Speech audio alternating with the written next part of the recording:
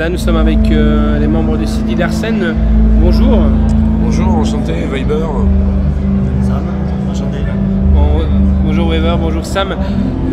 Le dernier album, et ça fait déjà quelques temps qu'il est dans les bacs. Comment s'est composé justement cet album? On a fait un peu pareil que d'habitude, hein, c'est-à-dire disons qu'on avait déjà cette démarche sur l'album d'avant, donc on s'est mis un peu répartis en atelier, on met les idées en commun et on finalise tout ensemble ensuite. Voilà. Donc vous gardez une méthode, chacun met de son côté et puis là il amène. Il y a chacun en fait une partie comme ça, voilà. Et après il y a une partie commune, voilà. Et cet album, la particularité, c'est peut-être qu'il a été fait un peu plus vite que certains, un peu plus dans l'urgence. Voilà. Oui. Pourquoi justement dans l'urgence? Vous aviez besoin de sortir quelque chose rapidement? Ou l'esprit de créativité était là qu'il fallait répondre à cette attente? Oui, déjà on avait envie de dire des choses, etc. Et après sur le timing, ça s'est un peu précipité à la fin pour les histoires aussi de contrats et tout ça. Donc il y a des urgences aussi à ce niveau-là. Justement, c'est vrai que vous avez besoin de dire beaucoup de choses, ça se ressent et surtout ça s'entend. Et justement, avec tout, là je saute un peu du coq à l'âne, mais justement tout ce qu'on entend, tout ce qu'on voit, est-ce que justement vous n'êtes pas dans une impasse en disant mais putain il y a encore plein de choses à dire, on a envie de créer encore des choses nouvelles parce qu'il y a tellement de choses à dire avec tout ce qui nous tombe sur le coin de la gueule quoi. Ouais, alors bonne question. Moi je dirais non, faut frapper dans le mur jusqu'à ce qu'il tombe. Y a pas, même si ça dure longtemps, faut toujours essayer. C'est effectivement des fois on a l'impression que c'est un peu un éternel recommencement, mais s'il y a une prise de conscience, s'il y a ça permet simplement d'avancer, de vivre et de l'humain qui fait qu'on est ensemble et le fait qu'on se soutienne les uns les autres, qu'on soit une équipe, etc. On a envie de parler de ça, de le faire se dispatcher un peu autour de nous aussi, de témoigner de ça. Ça, on continuera quoi qu'il arrive et on aura toujours soif de justice, de plus d'égalité, voilà. Si justement il y aura un sujet que vous devriez aborder demain, ce serait quoi en priorité maintenant? On verra. Moi je te dis, moi c'est au moment où j'écris que ça vient et je me laisse amener. Après je fais des choix. Et David c'est un peu pareil. Après on met en commun ce qu'on écrit tous les deux et on choisit un peu les thèmes et tout ça, mais c'est plus complexe que ça. C'est pas juste tiens je vais parler de ça. Voilà, il y a simplement effectivement certains événements comme il y a eu en 2015, en 2016, tout ça, des attentats, des trucs terribles, donc on est obligé de parler parce que ça touche directement tout le monde et nous en premier. Mais après ça parle vraiment beaucoup de notre ressenti, de ce qu'on voit aussi, de notre expérience. Le but c'est pas de parler d'un sujet qu'on n'a pas vraiment vécu ou qu'on maîtrise pas du tout. Voilà. Et est-ce que des fois, dans l'écriture des textes, tu te remets pas en question, tu te dis ben, je vais trop loin, il faut quand même que je mette une limite ou tant pis, tu lâches tout? Trop loin non, disons que la chanson est un format qui a des contraintes, qui impose des contraintes. Déjà faut que ça sonne un minimum, il faut que ce soit compréhensible, il faut que ça ait une durée quand même ramassée, et sinon il faut écrire des nouvelles, un bouquin, c'est une autre discipline. C'est vrai. Et après c'est une autre discipline. Mais on se dit pas qu'on va trop loin. Les seuls moments où on va trop loin, c'est quand on part trop, peut-être, ça peut nous arriver des fois dans des images poétiques, des métaphores trop poussées, où du coup on peut perdre un peu le lien du morceau et du coup la sensation première qu'on voulait imprimer dans l'écriture. C'est pas trop difficile justement pour les collègues musiciens, donc les guitaristes, batterie et tout ça, de mettre une mélodie un peu, parce que moi j'appelle quand même de la mélodie, même si c'est agressif, justement sur des textes qui doivent donner une prise de conscience, quoi, justement. Est-ce que c'est pas des fois difficile de dire, ben, on devrait peut-être un peu ralentir le tempo, tu vois, c'est... Alors, ouais, plusieurs choses. Déjà, souvent, on écrit quand même sur des bases musicales, donc pour pas justement tomber complètement à côté. Et quand il y a des textes existants, on se dit, tiens, en écoutant différentes bribes de morceaux qu'on a commencé à composer, qu'on n'a pas finalisé entièrement, tiens, ça collerait pas mal. Et donc on modifie effectivement certains passages, mais jusqu'à la fin. Par exemple, par rapport au chant, là, purement la voix enregistrée, on change des breaks, en fonction des syllabes, des assonances, des consonances, des temps forts. Voilà, on est obligé forcément d'adapter un peu pour que ce soit plus compact et plus ensemble, plus lié. Mais oui, ça c'est un travail qui se finit presque au mixage. En fait, c'est vraiment jusqu'à la fin. Il faut arriver au soit le plus fluide possible, le plus cohérent, le plus logique possible. Justement, la langue de Molière se marie bien quand même, hein, faut reconnaître ce qui est. Plus ou moins. Hein, Plus ou moins. plus ou moins. Mais justement, est-ce que c'est pas un peu un frein aussi si on veut parler un peu d'exportation? Est-ce que vous y avez pensé? Bon, on peut jouer au Québec, au Canada, quoique il y a certaines intonations qui ne marchent pas. En Russie, on a joué en Russie en chantant français, ça a bien marché. On avait joué en Roumanie précédemment, pareil. En Allemagne, c'était pas un frein non plus, donc non, ça peut. On a mis quelques touches d'anglais Ouais. dans certaines compos sur le dernier album.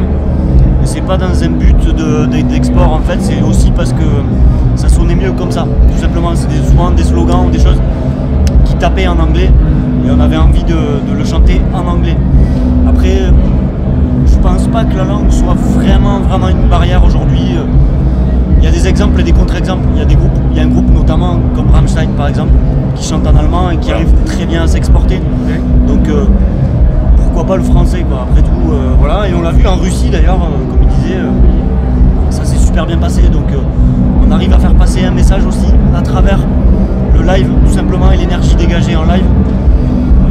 Les gens n'ont pas spécialement forcément de toujours besoin de comprendre les textes quand on est à l'étranger en tout cas. Et justement, donc, est-ce que vous avez déjà une fois envisagé de sortir un album, donc Silly Larsen, version française, et comme tout se fait maintenant un petit peu, style un peu collector, vinyle, galette, et un album anglais? Est-ce que vous y avez déjà peut-être pensé On a vu les gens le faire, des groupes le faire. Ça s'est fait jadis, mais ça n'a pas... Nous c'est un truc, ça nous a pas traversé l'esprit. Parce que nos compos, c'est un instant, c'est une photographie d'un moment, c'est quelque chose. C'est chanté en français, donc c'est assumé en français jusqu'au bout. Donc faire le choix. Ouais, la force du français, c'est que c'est vraiment notre langue maternelle. Donc on parle vraiment de nous-mêmes, au premier degré, on va dire, émotionnel. Après, comme disait Sam, on s'autorise maintenant à mettre, si on veut, des petits passages en anglais, on pourra mettre en espagnol, quoi. C'est juste si ça peut étayer un concept et faire en sorte que ça sonne et que ce soit cohérent dans l'histoire, ça peut très bien. Après, on n'a pas envie de tout réécrire. Ça voudrait dire réécrire des morceaux qui ont été écrits en français en anglais ou inversement.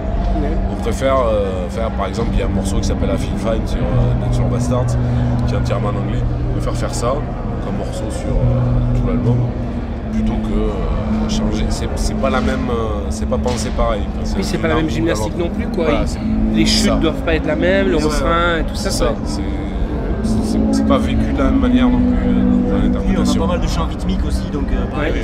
au niveau des syllabes et tout ça, il faut que ça puisse couler, tomber, tout ça, donc voilà. J'ai envie de parler aussi de l'artwork qui est vraiment superbe. D'où vous êtes la personne qui l'a faite éventuellement, son idée, pourquoi cet artwork est magnifique avec le fond un peu jaune, orange. On voulait un truc à la fois organique et à la fois solaire, avec une identité métal, mais en même temps plus chaleureuse que ce qu'on voit souvent sur des pochettes d'albums très sombres, etc. Ouais. Non, je ne vais pas répondre maintenant. De l'autre côté, ouais, c'est déjà arrêté. Excusez-moi, hein. C'est les aléas du direct, comme on dit comme ça.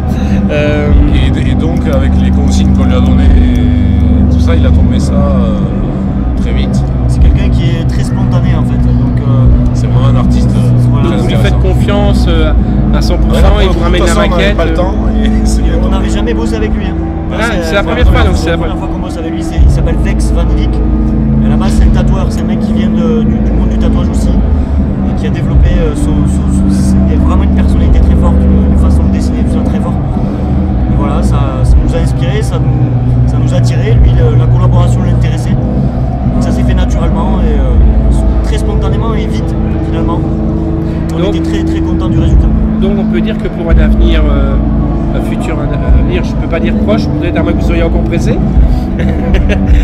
Est-ce que vous allez encore refaire appel à lui éventuellement? C'est très possible, c'est possible. C'est fort probable. Ouais. Est-ce qu'il y a déjà dans votre esprit des chansons qui sont déjà prêtes à être couchées, à être enregistrées, ou est-ce que vous vous donnez du temps et est-ce que vous avez le temps aussi? On a décidé de commencer tôt, et si on commence tôt, on a le temps.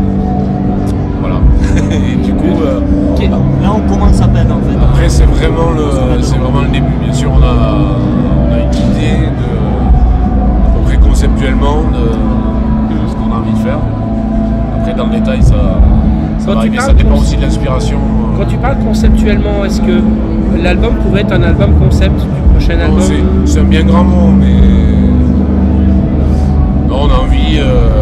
Ça pourrait, ça Et pourrait, après on n'est pas là encore. Ouais. On a envie de certaines choses, en tout cas, on a une envie commune qui nous. Ouais, parce que bon, à mon avis, en France, je crois en France comme en Belgique, maintenant, un peu partout, vivre de la musique, ça ne doit pas être évident non plus. Est-ce que vous arrivez à dissocier, malheureusement, la dureté du travail qu'il y a en tant que musicien, on peut dire pour certains intermittents du spectacle, qui maintenant ne peuvent plus, malheureusement, en vivre, comme dans les époques des années 1990, 80, est-ce que... On en a conscience parce qu'on est en plein dedans. On est tous intermittents. Le marché du disque s'est effondré. Donc voilà, les gens vendent beaucoup moins de disques en général.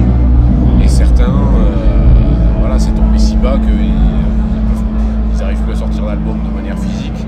Et il devient de plus en plus difficile du coup d'arriver à vivre de ça. Mais oui, bien sûr c'est compliqué. Est-ce que vous pensez justement que le retour du vinyle pourrait peut-être un peu justement vous aider le retour du vinyle, parce que les gens collectionnent. Moi j'en vois énormément maintenant des gens acheter des galettes. Ça fait partie d'un ensemble de choses qui peuvent, dans tout ce qui est produits dérivés, etc., que ce soit vinyle, le merchandising aussi, qui nous aide beaucoup. Ça fait partie des choses qui pulsent. Après maintenant, il y a aussi des nouvelles recettes à inventer, je pense. Il y a quand même des médias maintenant qui sont très larges, très gros. Je pense à des grosses communautés comme YouTube ou des choses comme ça, qui permettent de faire des choses. Je ne dis pas financièrement, par contre, c'est catastrophique, c'est très compliqué de rentrer de l'argent avec ces moyens-là. Mais par contre, ça permet de toucher vraiment large et de toucher à l'échelle planétaire en fait. Donc il y a des nouvelles choses à inventer aussi pour se développer, tout ça. Je pense qu'on est pile dans une phase de transition en fait.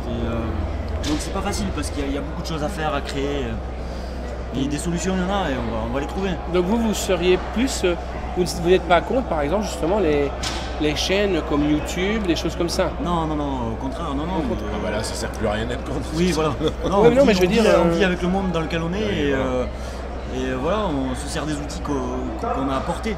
Maintenant, voilà, oui, comme je te disais, il y a plein de choses à faire. Voilà, parce qu'on est loin quand même de l'époque du média. Moi, j'ai quand même plus de 30 ans de radio derrière moi, où on était invité à des interviews. Je prends l'exemple de Grass Pop à leur début, des interviews où on arrivait avec la maison de disques, tiens, Blato Package, t-shirt, album, t'as le groupe. On est vraiment loin de tout ça. Et voilà, tu vas recevoir un album de Silly Larsen, d'accord, c'est bien. Tu l'as par téléchargement, basta quoi. Donc l'album, si tu peux l'écouter sur ton PC, tu peux pas en juger de la qualité. Moi je regrette, mais c'est mon ressenti. C'est que moi, il y a des maisons de disques qui m'envoient aussi, écoute, on a reçu une sortie, je prends exemple, vous sortez un DVD ou un Blu-ray d'une tournée, on me le propose en téléchargement. Comment je peux moi juger de la qualité que vous allez mettre sur votre téléchargement? C'est pas possible. Je suis d'accord avec toi, il y a moyen. Moi, j'ai un peu le côté aussi objet, tout ça, ça me parle. C'est des... Voilà, après, c'est vrai que. Heureusement qu'il y en a encore, c'est pour ça qu'on a encore quelques disques. Mais... Dans le métal, d'ailleurs, on fait partie d'une niche où ça marche encore. Parce que les métalleux kiffent d'avoir des objets, quoi. Ouais. Tant mieux. C'est bien, c'est pour ça que le vinyle, justement, c'est une bonne démarche. Et voilà, après, c'est vrai que maintenant, les nouvelles générations, tout ça, souvent, consomment la musique différemment. Moi, je vois ma fille qui a 12 ans. Elle, tout passe par YouTube, elle découvre la musique via YouTube parce qu'elle regarde des clips et elle écoute la musique sur YouTube. C'est des nouvelles façons de faire. Voilà. Que pensez-vous de la nouvelle, justement, la nouvelle scène actuelle métal? Qu'est-ce que vous en pensez éventuellement? La nouvelle génération qui se disent entre guillemets métalleux. Voilà. Qu'est-ce que vous en pensez en plus, vous qui n'avez pas aussi la langue de bois, donc c'est parce que j'aime bien. Quand les gens disent leur façon de penser, j'adore ça, quoi. On va voir finir. La scène est très active. Moi, je trouve qu'il y a plein de choses. On en découvre tous les jours et maintenant, justement, du fait que le home studio se soit vachement développé, etc., ça donne la possibilité à beaucoup de groupes d'enregistrer, de maqueter, de faire des choses, de les exposer aussi via des médias, des réseaux sociaux et tout ça. Maintenant, il y a peut-être Après, il y a dire, parce que j'ai des plannings assez serrés. Ok. Ben Mireille, ma collègue, elle est là, elle est prête. Hein. Faut me dire, même. Ouais, elle est là, Valérie. C'est Valérie. Ok. D'accord. Valérie, ma collègue, on peut montrer.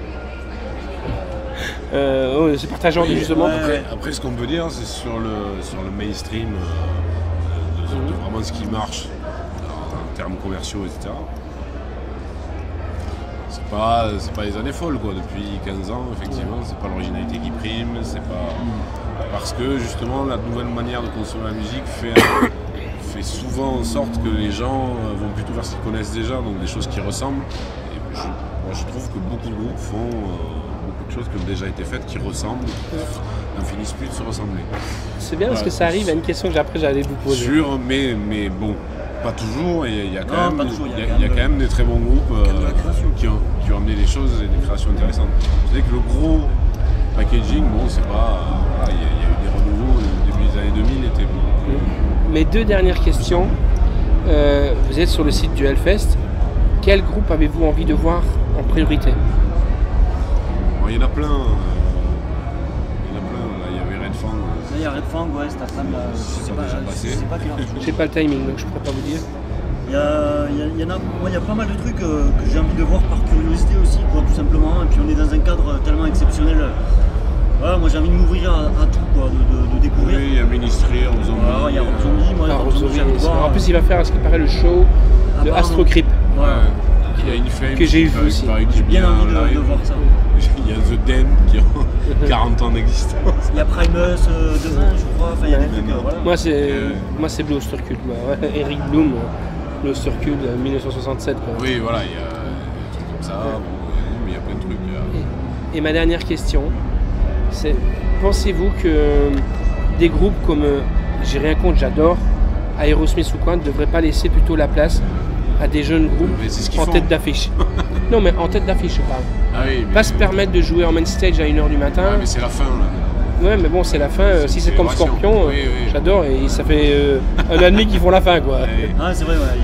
Il y a eu oui, bien sûr, mais parce qu'il y a eu un énorme succès du retour des anciens, effectivement. Depuis une dizaine d'années, là, ça... je dis 10 ans, peut-être un peu plus. Il y a eu un essor, il y a plein de jeunes qui ont redécouvert les trucs anciens, les originaux, et qui ont kiffé, donc c'est une réalité. Okay. Et tu vois des gamins qui écoutent Led Zeppelin, machin, c'est vrai. Ah, ok, oui. Donc effectivement, les tournées, ils ont suivi ça, puisqu'il y a du pognon. Ok, bah, je vous remercie beaucoup. Merci à toi. Voilà.